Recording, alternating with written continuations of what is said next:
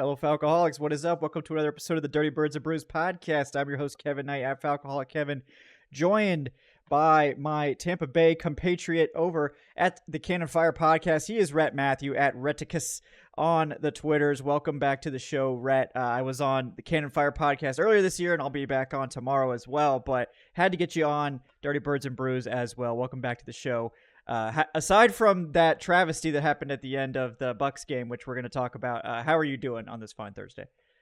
Doing about as good as I can be. You know, the Bucs have been competitive. They've been fun to watch this year, which is always nice. But yeah, before we started the podcast, you got to see me blow a gasket a little bit over the end of that Monday Night Football game against Baltimore. That was a car wreck, wasn't it? Yeah. I mean, you know, the considering the weekend the entire NFL had, like, it seemed like there were a ton of brutal injuries over the weekend. A lot of guys, their seasons just cut short. And unfortunately, the Bucs couldn't escape that. I was upset. Evan was upset, my co-host, and a lot of our audience members were upset. A lot of Bucs fans are upset because a lot of people feel like Chris Godwin shouldn't have been on the field in the first place. You know, Mike Evans is another conversation as well.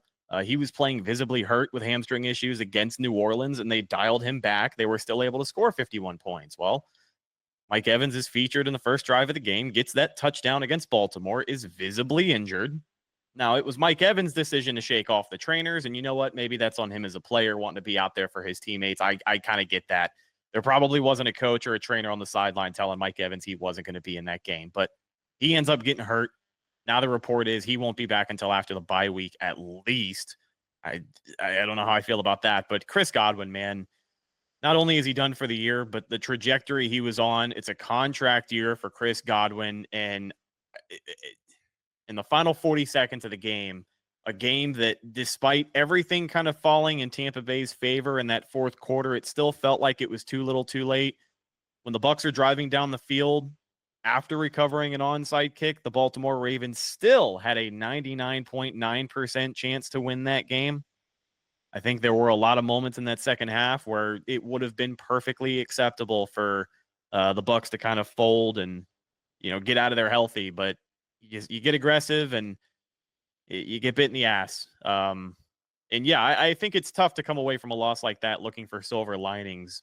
Right. You know, you want to look for ways this team can continue to improve. And I think they're going to do a lot of things well here over the next couple of weeks. We're certainly going to see what they're made of, right? Without two of their top touchdown scorers on the offensive side of the ball. But I don't know. We'll see if Todd Bowles and the rest of his staff can make some much needed adjustments here. But it's hard to not feel at least a little bit depressed after that game last week. Still tough to swallow here. So I know I'm rambling to start the show.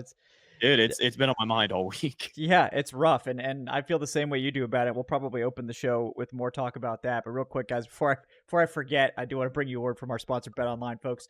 Basketball fans, it's that time of year again. The NBA is back from opening tip-off to buzzer beaters. We've already seen some games this week, some exciting ones. I know Hawks fans are happy with that big dub on opening night, but no matter what you want to bet on, BetOnline's got you covered with the best odds, biggest promotions, and live in-game betting on all your favorite teams this season. Every game matters, and BetOnline's got every stat, matchup breakdown, and live odds to bet on during the games. And it's not just the NBA. BetOnline's got odds on everything from football, MLB playoffs, NHL, even political props for the next couple weeks. If you want to get in on those, you know, your time is limited, and they'll probably only get spicier as we approach the first week of November. But no matter what you want to bet on, guys, head to that website today. It's betonline.ag to get in on the action with America's most trusted site for online wagering. Make sure when you sign up to use the promo code BELIEVE, BLEAV, to get the latest promotions. BetOnline, the game starts here. All right, Rhett. So I was like screaming at my TV with 5 minutes left in the game, like, because like I really respect, you know, the Bucs passing game, and I think anyone who's a logical fantasy owner probably owns at least one part of the Bucs passing offense, like. And I think everyone was like, no, like just it's time to pack it in. I mean, we saw the Falcons down less points, pack it in late in the fourth quarter for their final drive, and get Michael Penix some reps. I know that everyone was excited to see that, but throws one pass, it was complete. So, you know, he's a perfect quarterback as far as I'm concerned. But man, it wasn't just like playing starters. It was like the way they were playing was like reckless abandon. Like I mentioned it before we went live. Like Kate Otten took like 5 nasty hits in a row. Just like the Ravens were just letting him have it and then just annihilating him. And I was like, man, they're just getting Kate Otten killed. And then, Baker Mayfield took a couple sacks. Like you never want to see that like either. And it just seemed to be a disconnect because, everyone focuses on when Godwin got hurt, which is the Bucs were down 10. And if you take that in the vacuum, it's like, oh, it's like a minute to go, 10 points. It's like not impossible, right? They should have pulled the starters with 5 minutes left in the fourth quarter when they were down 41 to 18. That was when the starters should have been pulled because that's really what we're talking about is the game is out of hand. And that's why the Ravens didn't even try to get a first down really when they got the ball back is because they knew it's like we just need to use our timeouts and, the game's basically over. So, yeah, I just don't get it because you mentioned it. Like it's a non-conference game against a good opponent, like and you're down big and you've got to play in like 5 days. Like it's going to be a short week for you. So, you just take the rest and get out of there. You've already lost one receiver, a big time contributor. And obviously, the chances of suffering an injury like the one that Godwin suffered are low, but you didn't have to take the chances at all. For a 1 in 1,000 chance of a win, you probably took a higher chance of someone getting hurt and missing time on those final couple drives. And I just don't really see the calculus there. I agree with you 100%. Yeah, the context of that entire game is important because, by the third quarter, we knew it was going to be an ass whipping. Like, that's just what it was. There was a point in the game, I believe it was in the third quarter. I don't even remember what the score was at this point. I've tried to cleanse it from my brain, but the Bucs were able to put up some points there in the second half. They march down the field. They score a touchdown. The very next possession, the Ravens get the ball, and Derrick Henry rips off an 81-yard run to set up yet another scoring drive for the Ravens. So at that point, after Derrick Henry was smiling, going 22 miles per hour past the Buccaneers bench, the game probably should have been over. I think fundamentally for, Todd Bowles and his coaching staff, looking at the players backups have, it's just about accepting like, listen, man, this game is over. We're not quite there yet. The Bucs are a good team this year, but this was a chance for them to measure where they are among one of the best teams in the NFL. It was an 0-2 start for Baltimore, but winning 5 in a row since then shows you that having a 2-time NFL MVP quarterback in Lamar Jackson, he can turn things on whenever he wants to. And they certainly got things going. Like, they're one of the best. So it is completely fine to just wave the white flag, get out of there healthy, and focus on a much more important matchup coming up next week. Because this game against Atlanta, we're 7 games into the NFL season here, but we've reached a point now where the Panthers are the Panthers. The Saints kind of fell off. I was worried about them after the first 2 weeks of the season, but the Bucs beat them so bad they seemingly forgot how to play football. And now you've got Tampa Bay and Atlanta, 2 teams with obviously a lot of interesting games left on their schedule, I will say. But yeah. I would say this matchup this week is going to determine who wins the NFC South. Because if Atlanta can beat Tampa and they can pull off the sweep, Evan and I have both agreed. I feel terrible because I feel like I've just been beaten up on my own team since I got on here. But Evan and I both agree if the Bucs cannot win this week, I don't think they're going to win the NFC South. I think you're going to fall a little too far behind. I know that their schedule favors them after the bye week, but you still got a couple of former NFC, AFC champions between now and then. You got Kansas City, San Francisco, and then again the Falcons. So I can't think of another loss in recent history where the Bucs lost more than just the game, right? The long-term implications of losing Chris Godwin and Mike Evans in this Buccaneers offense, it just means a lot. And yeah, we're going to see what they're made of because Liam Cohen is definitely going to have to flex his muscles this week. He's done a really good job in his first year as Buccaneers offensive coordinator, but a huge part of that offensive success is the ability of Mike Evans to not only garner double coverage for most of the game, even if he's not healthy, he still gets attention. And then Chris Godwin, being as successful as he has been this year, playing out of the slot once again, both of them went into Monday night leading the NFL in touchdowns. So it cannot be understated how important they have been for setting up a lot of the quick looks that this offense has had. Baker Mayfield, really good passer percentage for the most part, playing really well aside from the interceptions. Got a little rattled, couldn't get out of it against Baltimore. But a lot of the success he's had is throwing underneath. They're not attacking over the top. They're not pushing that far down the field because Mike Evans and Chris Godwin do such a good job at setting things up for the guys underneath that, like, you're going to have an open guy no matter what if they're both on the field, at least with Liam Cohen's offensive game plan so far. So, yeah, I mean, it is not an easy task to replace either Mike Evans or Chris Godwin here, but, the Bucs are going to have to do that and then some. It just, there's, again, just so much to unpack after that Monday night game.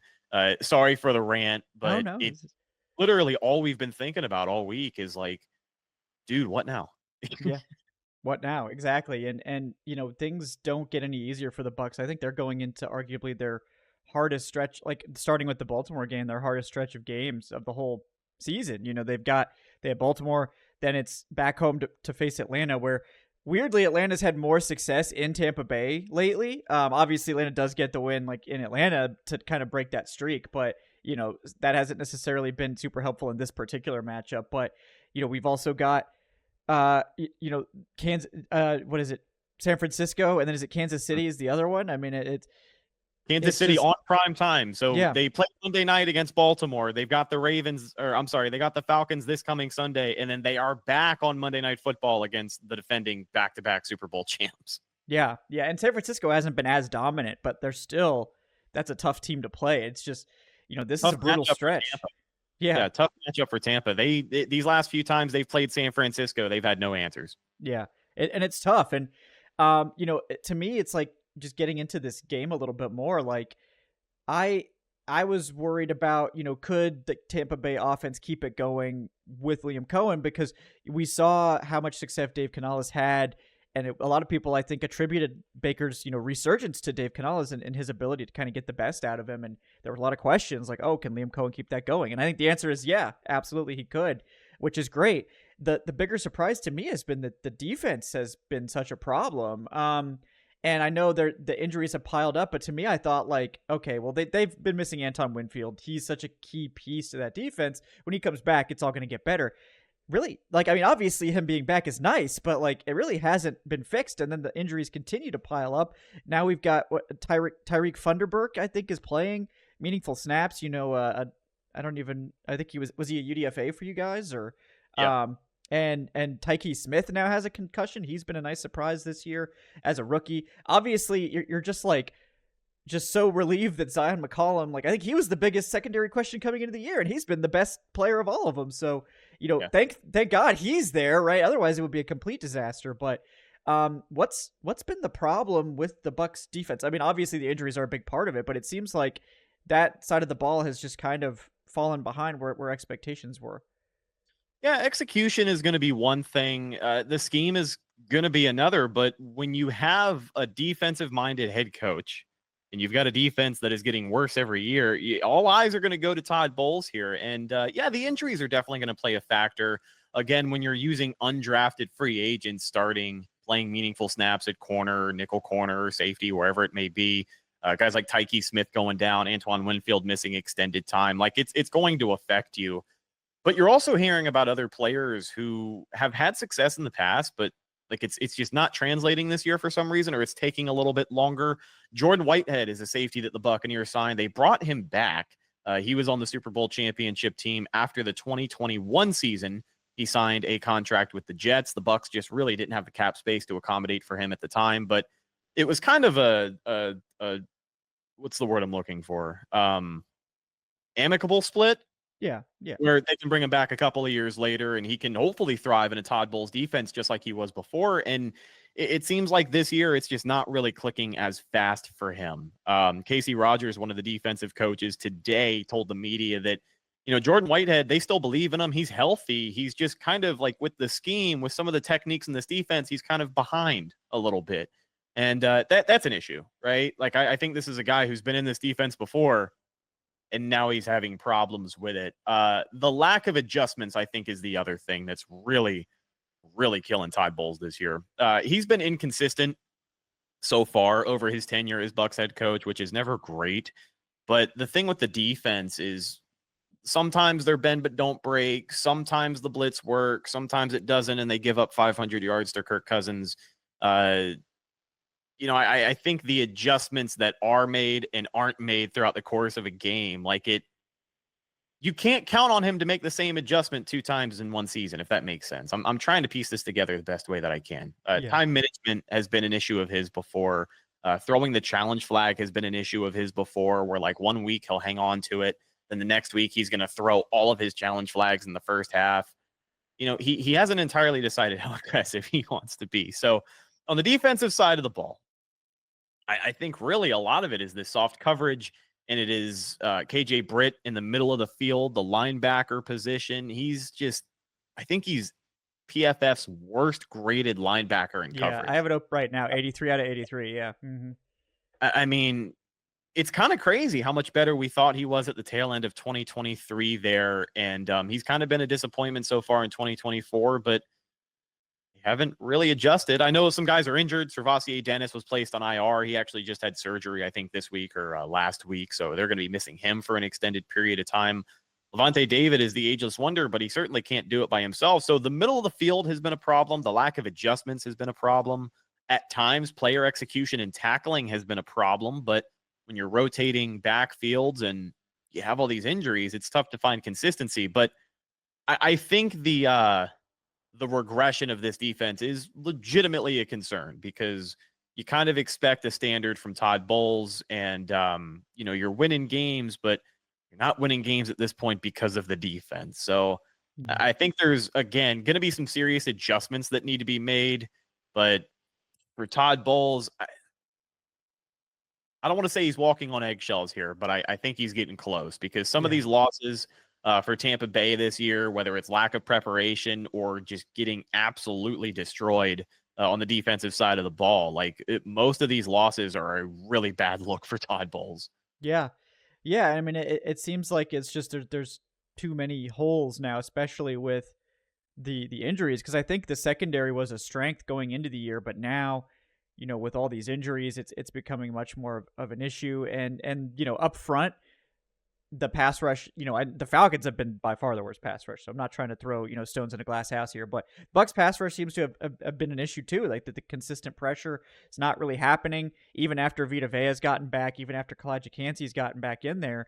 And that, for Atlanta, that's kind of been the one way you can, Atlanta's offense since the Bucs and the Falcons played, that was kind of their awakening game, when the Falcons kind of came alive and finally started to be consistent on offense. And last week they only scored 14 points, but they put up 400 yards, turned the ball over 3 times, and win the time of possession battle, which is wild. But they obviously the Seahawks were able to get pressure on Cousins. That's kind of the key to making him make those mistakes and that sort of thing. And you wonder if the Bucs are able to do that, or if the Falcons are going to be able to have success through the air like they did the last time these teams played. Well, and that's one of the biggest issues and observations that we've had about the Todd Bowles defense, especially this year. The ugly truth of it is, if the pass rush doesn't get there, if the blitz that he relies on for 55% of the game does not hit home, well, that's it. Yeah, wide open space. Because the lack of depth on the defensive line was going to be an issue coming into this season. We talked a lot about that. But, I mean, even having healthy guys in the interior who can open up holes for other players, having safeties in a defense who are good at rushing the quarterback. Like Antoine Winfield is really good at getting after the quarterback. Jordan Whitehead is a guy they send after every once in a while. But when none of that works, and you look at the coverage and you look at the way this defense is set up, guys are just covering grass. Like Baltimore, Lamar Jackson looked as good as he did throwing the football because he wasn't throwing contested passes. Like Mark Andrews was wide ass open, but there wasn't anyone within 5 yards of him. It's a lot of soft zone. It's a lot of, I guess, exposed zone coverage, because guys are just getting more open every single week. And then on top of that, it's this uncanny ability to allow any team's slowest player to somehow be the most wide open at times. I don't understand it. And again, the adjustments are going to have to be made, because, we're 8 weeks into the season and teams have got it figured out. If your pass rush isn't going to work, if you cannot disrupt a quarterback, doesn't matter if it's Bo Nix, they're going to throw all over you. They're going to move the football all over you. And it just feels easy to exploit at this point. Yeah. And again, the lack of depth that we had talked about, the defensive line in particular, you need some real dogs on the defensive line, maybe some edge rushers as well.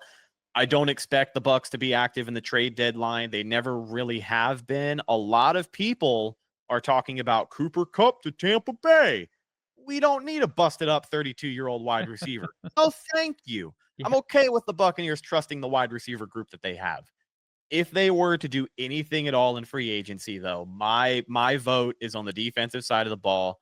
You either need a linebacker to take over for KJ Britt because he's drowning back there, or you need a legitimate pass rusher. I know it was a fire sale for a little bit in Cleveland. I wouldn't expect them to part with a Myles Garrett.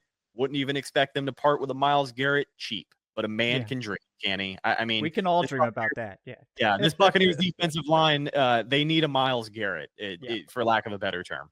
Sure, we all do. We could all use a good Myles Garrett injection into our defensive lines, but yeah, it doesn't seem likely for any of the NFC South teams at this point. But yeah, it seems like the depth has been depleted. I saw a report that Greg Gaines was in a walking boot out of nowhere today, so that's obviously not good. And I know William Golston was limited. It seems like he's been limited quite a bit, but he typically plays. But I mean, it's you finally get Cansey back out there. And then it's like, nope, Greg Gaines is now just apparently in a walking boot for some reason. So that's just, it's brutal. It's just like one hit after another out there. And the same thing with Tyke Smith. It seems like the report today was that he was still not practicing. So it seems unlikely that he's going to be able to get through concussion protocol with just one practice left. It's not impossible, but unlikely. And who do you think would step in for him? Would they go back to like Christian Izzy in there, or is there somebody else? Or Yeah, I think it'd probably be a Christian Izzy, and you talked about Tyreek Funderburg. He can kind of swap back and forth between safety and nickel corner if need be, but he could be another name that they throw in there. I will say, though, Tyke Smith is another huge loss from that game that I think is overshadowed by Chris Godwin and Mike Evans. But for a defensive rookie, Todd Bowles certainly has an eye for some of these guys. Tyke Smith was actually a teammate of Todd Bowles' son at the University of Georgia. So he was watching this guy all year, and he knew exactly the style of defensive back he wanted. He has made an impact, and yeah, you certainly hope this doesn't become a lingering thing for him. Concussion protocol is tricky because, most people expect a player to kind of clear it up in a couple of days and come back. And as the Bucs saw with Luke Gedeke at the early part of the season, he ended up missing more than 2 games in concussion protocol. He's worn a guardian cap ever since coming back. So it's very serious business when it comes to concussions. Obviously hope for him to get healthy, but that's a big question mark because you don't expect to lose that much out of a rookie defensive back, but he's a hitter, man. I like him a lot.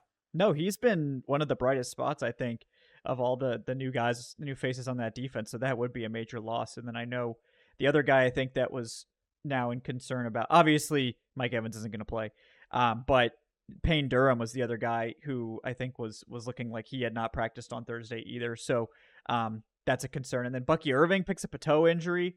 I didn't hear whether he practiced today or not.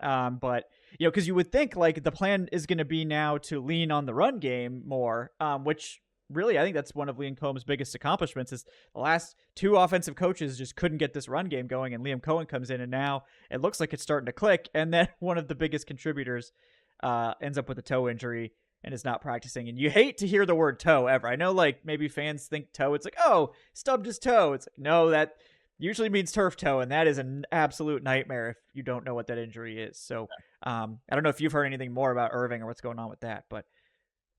No, haven't heard a ton about Bucky so far this week. I'm sure we'll get a concrete update by the end of the day tomorrow for sure. But yeah, you talked about the success in the run game this year, and that is something that a lot of people expect the Bucs to lean on. And that can be a little bit of a bad thing, maybe, if everybody expects them to lean on the run game.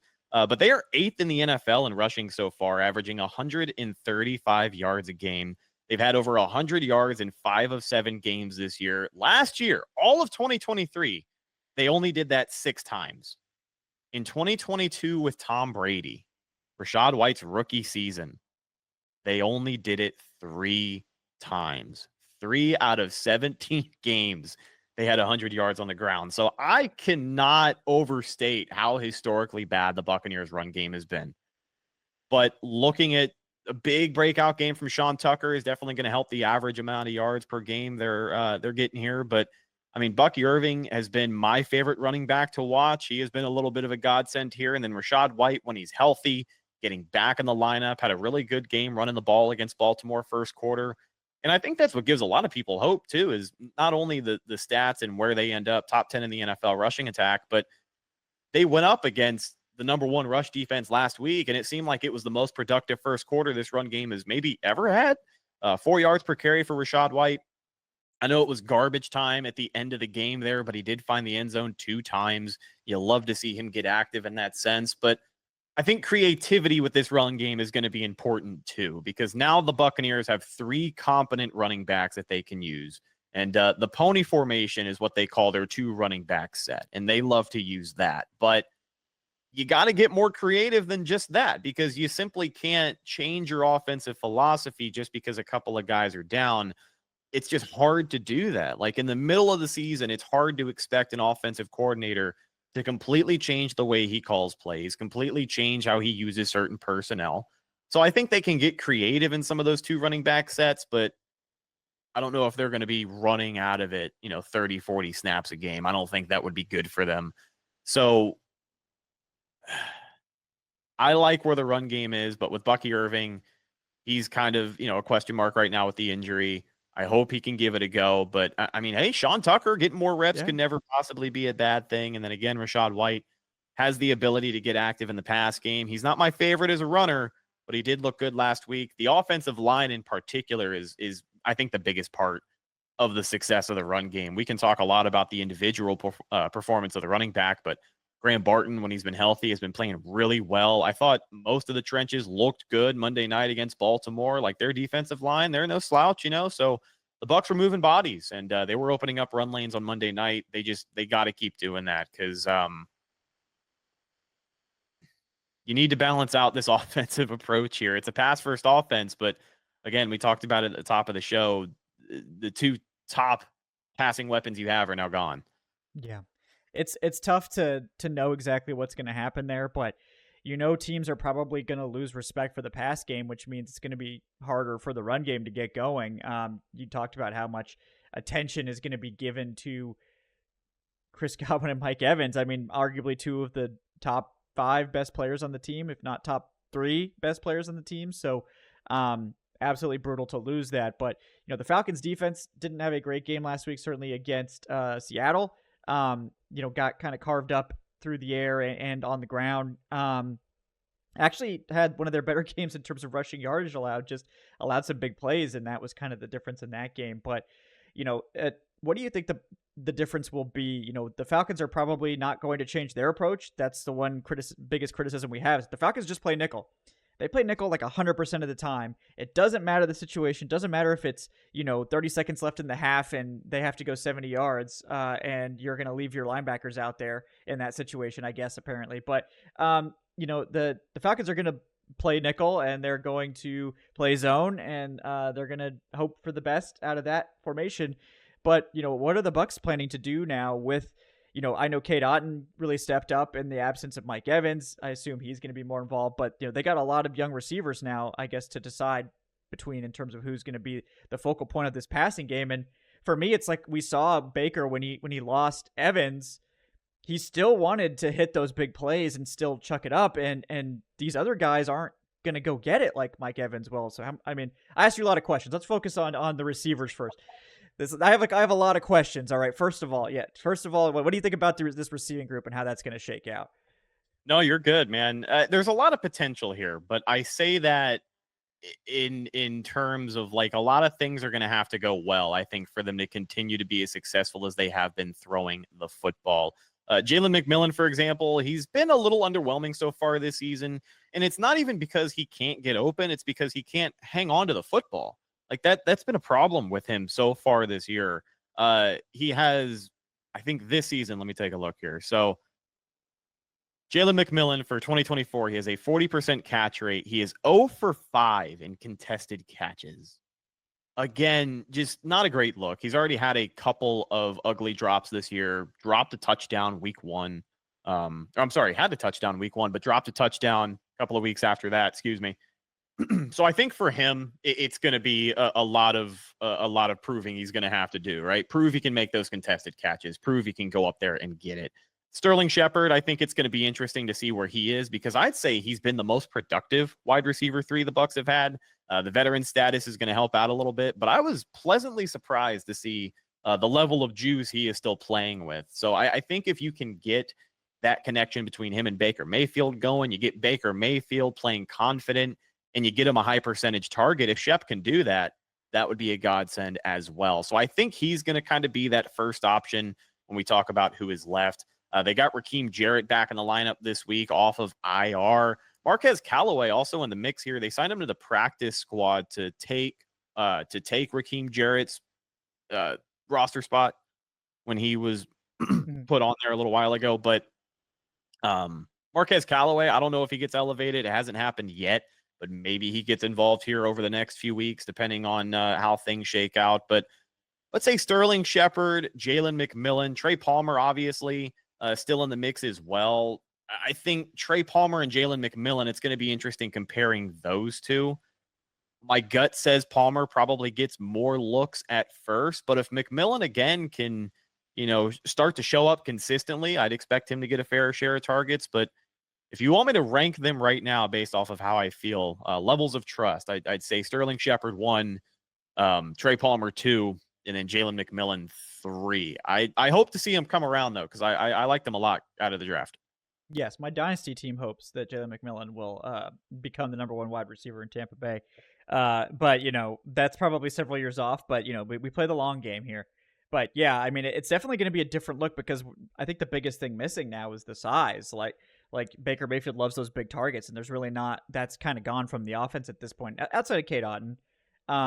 So I just my question is we saw it toward after Mike Evans went down. The Baker Mayfield didn't really play any differently with these other receivers in the lineup, and continued to kind of chuck it down there for them, and that did lead to some turnovers. So, are you concerned that Baker's not going to be able to kind of rein it in? He's still going to want to hit those deep plays, and sometimes they'll work, but without these massive contested catch winning targets and Godwin and Evans, I wonder if that's going to lead to some potential problems, especially early on in the transition.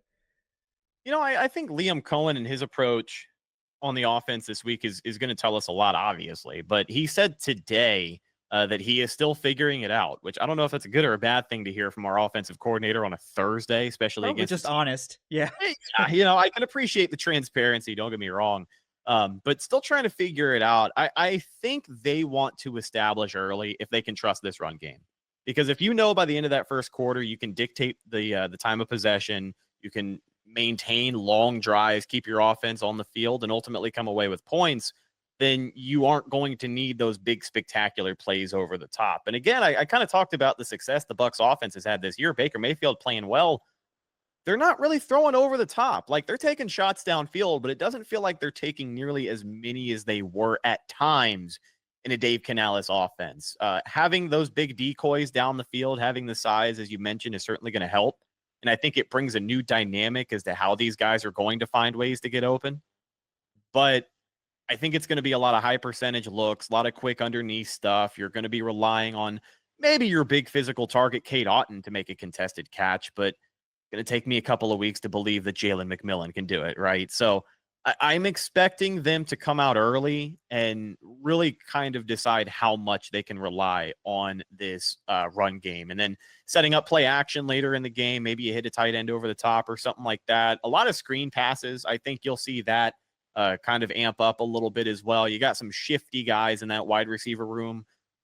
None of them are Chris Godwin, though. He was the best at yards after catch, especially this season. So that'll be an interesting challenge. But I think in that sense, a lot of the underneath stuff is going to be the same. I just expect more of it. And I think those deep downfield shots, they're going to have to come at more opportune times because you're not going to get those looks quite as often. But yeah, the run game, it all goes back to the run game. I think they're playing here over the next couple of weeks is going to rely on how successful these running backs are. So the first quarter of this game against Atlanta, held the first drive, the Bucs have scored a touchdown on their last 4 opening series. I don't know if the streak continues. I would like to see it continue, but let's say it does for the sake of conversation. I think it's going to be 7, 8 plays. 5 of those are going to be run plays. And one's going to be a screen pass. One's going to be a play action rollout to a tight end in the flat, Kate Otten. I think they want to see where these guys are at. They're making clear progress. Guys are getting as healthy as they possibly can. Again, Bucky Irving, kind of a question mark, but they had a good start last week against the best run defense in the NFL. I think they come out aggressive here on the ground again. Yeah. No, I think that the Bucs run game is probably the direction they need to go in. The big question is, like, how do teams just play them completely differently now that they don't respect the threat of the passing game? And that we've seen how that can derail run games, when teams just start stacking the box. And I think the Bucs were probably facing, I don't have the stats, but I'm guessing they were probably facing a very high percentage of light boxes given the talent at receiver and how dangerous Mike Evans and Chris Godwin were. So that's going to be one of the biggest things to watch is, do the Falcons make any adjustments or play this team, more run heavy because of the difference in the receiving talent there. But how the Bucs sort of adjust to these losses will probably make the biggest difference on the rest of their season. And along with, like we said, the defensive issues, because I don't know that defensively this team is built to grind out games with the run. This is I think a team that was probably in a good spot to be able to win shootouts if the defense wasn't performing. And they have been doing that for the most part, last week notwithstanding. But it's a tough spot for the Bucs. Obviously, critical game this week. This is a critical game for Atlanta too, coming off a disappointing loss. So I agree with you. Like you said at the top, like whoever wins this game is probably going to be the NFC South frontrunner for the rest of the season. And that doesn't mean that things can't change, but if the Falcons were to get the tiebreaker and build the lead, the Bucs also have to go into this brutal stretch of games, and you're not expecting a ton of wins out of these. You're hoping probably to win this one and then maybe sneak one of the next couple as well. Where Atlanta, then gets to play the Cowboys, who not as scary as a lot of people expected them to be, and then they get to go and play New Orleans again, and we know what New Orleans looks like. So, the Atlanta's schedule also just easier throughout the year. In general, they do have to play the Vikings and the Commanders. We'll see if Cliff Kingsbury can keep that thing rolling into December. That's really been his Achilles heel so far. So we'll see. But a critical game, a big one to watch. Definitely, I think one of the games of the week for sure, even if you're not a fan of one of these two teams. But Rhett, really appreciate your insights on the team as always. Guys, he is at Rheticus on Twitter. He's one of the hosts of the Cannon Fire podcast. Rhett, plug your stuff. Tell the people where they can find you. Yeah, Cannon Fire podcast on Twitter and Instagram. And you can find myself Instagram and Twitter at Rheticus, Rhettakus.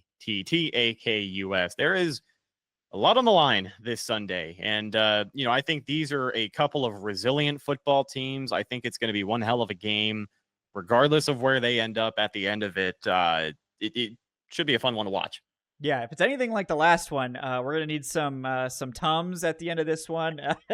It's gonna be an absolute barn burner. So that was one of the best games of the year. Like, even if you probably, especially if you weren't a fan of one of these teams, because you were probably less stressed out. But we'll see if this one can live up to that. But hopefully, just a good game, and maybe we can just stop the injury bug. Like, if we could just have that would be at least a step in the right direction. But critical game here. Looking forward to it, guys. I'm Kevin Knight of Falcoholic Kevin. Thanks for watching the Dirty Birds and Brews podcast. Please like, subscribe, leave that 5-star review on your podcast platform of choice. Check out the Patreon. It's patreon.com/falcoholic live. If you're a YouTube enjoyer, check out the channel memberships. Check out thefalcoholic.com as well for all our terrific written content. We'll be back Sunday afternoon following the game for that post-game show as well. Until next time, guys, thanks for joining us. We will see you. Have a good one.